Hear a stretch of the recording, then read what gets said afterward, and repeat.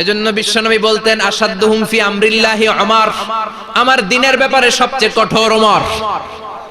বিশ্বনবী বলতেন আমার পরে কোনো নবী নাই, কোনো রাসূল নাই, তবে আমার পরে যদি কেউ নবী হতো আমার ওমর নবী হয়ে যেত।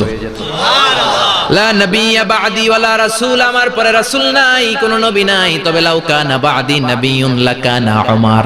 প্রভু তুমি বলেছো রাসূল দেবে না, বলনি দেবে না ওমর, বলনি দেবে না হামজা তারিক, খালিদ বিজয়ী সমর। প্রভু তুমি বলেছো রাসূল দেবে না, বলনি দেবে না ওমর, বলনি দেবে না হামজা তারিক, খালিদ বিজয়ী সমর। প্রভু তুমি বলেছো রাসূল দেবে না। আল্লাহু আকবার। মদিনায় যত মুনাফিক ছিল জমের মতো ভয় পাইতো সাইয়েদনা ওমরকে। শয়তানদের লিডার ইবলিসও ভয় পেত ওমরকে। বিশ্বনবী বলেন ওয়াল্লাযী নাফসি বিয়াদিহি, ওমর ওই সত্তার কসম যেই সত্তার হাতে আমার আত্মা,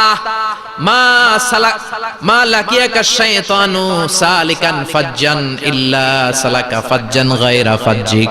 ওরে ওমর, শয়তান যদি তোমারে কোনো রাস্তায় দেখে, ইবলিস যদি তোমারে কোনো রাস্তা দিয়ে হাঁটতে দেখে, ইবলিস ওই রাস্তা রেখে দিয়ে অন্য রাস্তা দিয়ে হাঁটে। ইবলিসও সাইয়েদনা ওমর ফারুককে দেখলে, এই রাস্তা দিয়ে দেখলে ওর বাপের কি ও জীবনে এই রাস্তা দিয়ে হাঁটবে না, এই রাস্তা ধুইয়া ওই আরেক রাস্তা ধরবে। চিল্লায় পড়েন আল্লাহু আকবার। কাফেররা ভয় পেত, মুনাফিকরা ভয় পেত, শয়তান ভয় পেত, এমনকি বিশ্বনবীর বিবিরাও ভয় পেত। সুবহানাল্লাহ পড়েন। বিশ্বনবীর বিবিরা বিশ্বনবীরে ধরলেন আমার এইটা কিনা দেন, ওইটা দেন। বিশ্বনবী কয় টাকা নাই, ক্ষমতা নাই, সামর্থ্য নাই, বেশি কথা কইলে তালাক নিয়ে যাও, তোমাদের চেয়েও সুন্দরী অনেক সতী সাধবী নারী আল্লাহ ব্যবস্থা করে দিবে। বিবিরা মাঝে মাঝে খুনসুটি করতো, নবীরে ধরতো, এটা নাই ওইটা নাই, এটা দেন। একবার সব বিবিরা টাইট করে ধরছে, ও নবী আয়েশার ঘরে যেদিন থাকেন সাহাবারা বেশি হাদিয়া পাঠায় কেন, আমাদের ঘরে যেদিন থাকেন পাঠায় না কেন? কালকে জুমার নামাজের পরে ঘোষণা দিবেন সবার ঘরে সমান সমান হাদিয়া। নবী কয় আমি হাইতান্ন। ও মিয়া, কে হাদিয়া দিবে, কটুক দিবে, এটা কি ইমাম সাহেবের কাজ? ইমাম সাহেবের বাসায় কে কোন দিন কি খাওয়াবে, কি গিফট দিবে, এটা তো কে যে গিফট দিবে তার ব্যাপার। বিশ্বনবী বললেন আবু বকরকে সবাই ভালোবাসে, তাই আবু বকরের মেয়ের ঘরে যেদিন আমার ডেট পরে থাকার সময় ওই দিন হয়তো বেশি হাদিয়া পাঠায়, তোমাদের ঘরে পাঠায় না, আমার বলার কোনো সুযোগ। বিবিরা কয় না আপনারে বলতেই হবে। নবী কয় আমি পারবো না, বিবিরা কয় পারবেন। ইন দ্য মিন টাইম দরজার উপর থেকে কে যেন সালাম দিল, আসসালামু আলাইকুম ওয়া রাহমাতুল্লাহ। বিশ্বনবী বললেন ওয়া আলাইকুমুস সালাম। বিশ্বনবী বুঝতে পারলেন সালামটা আমার ওমরের সালাম। বিশ্বনবী সালামের উত্তর দিয়ে বিবিদের দিকে তাকায় দেখে একটা বিবি ওর সামনে নাই, সব উধাও, ভ্যানিশ হয়ে গেছে। ওই যে ওমর, সুবহানাল্লাহ পড়বেন না? এই জন্য ওমরকে শয়তানও ভয় পেত।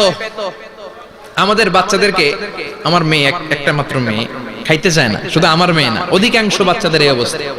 ওর আম্মু দিক দিয়ে খাওয়ায়, আবার দৌড় দেয়, আবার আমি খাওয়াই, আবার কান্নাকাটি করে, বলে গল্প শোনাও, তাইলে খাবো। এখন গল্প শোনাইলেও খায় না। বর্তমান সময়ের ছেলে মেয়েগুলো এরকম, এত জ্বালাতন করে, খেতে চায় না তো বলতে হয় বাঘ আসবে বাঘ, সিংহ আসবে সিংহ, সিংহ মামা আসবে, ঘুমাও ঘুমাও, এগুলো আমরা বলি না? বড় দোষী তো আপনারা কি বলেন? বাচ্চা যদি না ঘুমায়, না খাইতে চায়, এগুলোই তো বলে। বাঘ আসবে, বিড়াল আসবে।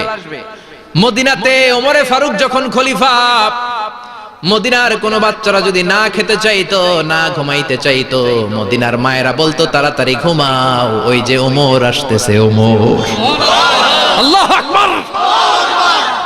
কি শাসক ছিলেন সাইয়েদনা ওমর! সবাই সমান, উনার বিধান, উনার রীতি সবার জন্য সমান। মদ খাওয়ার অপরাধে নিজের কলিজার টুকরা ছেলে আবু শাহমাকে 80টা বেত মেরেছে। হাদিসটা দাঈফ, তবে শিক্ষা আছে আমাদের জন্য। 80টা বেত মেরেছে। এক রাওয়ায়াতে পাওয়া যায় বেত মেরে ছেলেটাকে আহত করে ফেলেছে, আর এক রাওয়ায়াতে পাওয়া যায় পিটাতে পিটাতে ছেলেটাকে দুনিয়া থেকে শেষ করে ফেলেছে। ছেলের মুখে গন্ধ পেয়েছে। আর শরীফতা খামরান, কিরে মদ খাইছস? কয় না বাবা, শরীফ তো নাবিজ, আমি নাবিজ খেয়েছি। নাবিজ খাওয়া যায়। নাবিজ হচ্ছে রাতের বেলা আরবরা দুধের মধ্যে শক্ত খুরমা ছেড়ে দেয়। 1 কেজি দুধের মধ্যে 10টা শক্ত খুরমা ছেড়ে দিলে সকালবেলা দুধের কালারটা সাদা থাকে না, শক্ত খুরমার রস টেনে ওটা লাল হয়ে যায়, খেতে বড় মজা। এটাকে বলে নাবিজ। কিন্তু সকালেই খেতে হবে। ওইটারে যদি 3 দিন জমায় রাখেন, 4 দিন জমায় রাখেন, ওইটাও গাঞ্জা হয়ে যাবে, ওইটাও তারি হয়ে যায়, মদ হয়ে যায়। সাইয়েদনা ওমরের ছেলে এই কাজ করেছেন, একটু তারির স্বাদ নেয়ার জন্য 4 দিন রেখে দিয়েছে। সাইয়েদনা ওমর বললেন, কি খাইছস? কয় মদ খাই নাই। নাবিস খাইছস? এদিকে আয়। ইফতাহ ফামাক, মুখ খোল। হা করার পরে মুখের সামনে নাক নিয়ে গন্ধ দেখে মদের গন্ধ, কলারটা ধরে মসজিদে নববীতে নিয়েছেন। ইন দা মিন টাইম মসজিদে নববীতে জোহরের নামাজ হয়। নিজের ছেলেকে মসজিদে নববীর উস্তুয়ানা বলে, উস্তুয়ানাতু মসজিদে নববী, মসজিদে নববীর পিলারে বেঁধেছেন। যেহেতু উনি খলিফা, মসজিদে নববীর ইমাম, জোহরের নামাজের ইমামতি করলেন। সালাম ফিরালেন, আসসালামু আলাইকুম রাহমাতুল্লাহ, আসসালামু আলাইকুম রাহমাতুল্লাহ। সালামের পর বললেন, মাকানাকুম ইনদানা হাদ, সুন্নতের পর বসে যাবেন, আমাদের একটা হদ আছে। আল্লাহর দেয়া যে বিধান, বিচার, এটাকে আরবিতে বলে হাদ, প্লুরাল হচ্ছে হুদুদ। আমাদের হুদুদ আছে, মানে গুরুদণ্ড আছে, বসবেন। হাজার হাজার মানুষ সবাই ওযু করে যখন ঢুকতেছিল, দেখে আবু শামা পিলারে বাঁধা। সবাই তো আশ্চর্য, কি আজীব তামাশা, প্রেসিডেন্টের পোলা বাঁধা। নামাজের পরে বাইরে আসার পরে হাজার হাজার মানুষ তাকিয়ে আছে। কানাঘুষা শুরু হয়ে যায়। সবাই বলে, কি হয়েছে? ওমর কয়, আমার টানাটানি করা যাবে না। এই যে থামেন, এখন টানলে কি হবে আমি জানি, খুব বিশৃঙ্খলা হবে। দাঁড়ায় শুনেন, দাঁড়ায় শুনলে ডবল সোয়াব। আমি চলে গেলে এরপর আপনারা টানাটানি করে ঢুকেন। কথা শুনতেছেন তো? মনোযোগ আছে? লোকদের মধ্যে কানাঘুষা। প্রেসিডেন্টের ছেলে, কেউ কয় ওমর মনে হয় মারবে না, যেহেতু নিজের ছেলে তো একটু ধমকি টমকি দিয়ে ছেড়ে দিবে। কেউ বলে, না ওমর তো এত সহজ মানুষ না, মদের বিচার তো 80টা বেদ, মনে হয় 40টা মারবে। কেউ কয় না, 80টাই মারবে। ওমর চেয়ারে বসে জল্লাদরে ডাকলেন, বললেন, ইবদা বিসমিল্লাহ, নে চাবুক শুরু কর। বাইতুল মাল থেকে শক্ত সাইজের একটা চাবুক আনবি। জল্লাদ চাবুক এনে দাঁড়ালেন। ওমর বললেন, ইবদা বিসমিল্লাহ, শুরু কর। জল্লাদ মারতে শুরু করেছে। ওয়াহিদ, ইতনাইন, তালাতা, 3টা মারার পরে এক থাপ্পড় মেরে জল্লাদকে 3 হাত দূরে ফেলে দিলেন। ধমক দিয়ে বললেন, তুই চাবুক মারস নাকি চাকরি বাসাস? আসলে জল্লাদ কিন্তু আস্তে মারে নাই, দেহের যত জোর ছিল জোর দিয়ে মেরেছে, কিন্তু ওমরের পছন্দ হয় নাই।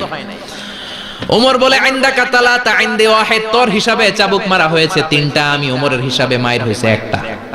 চাবুক আমার হাতে দে, আমি 2 নাম্বার থেকে শুরু করি।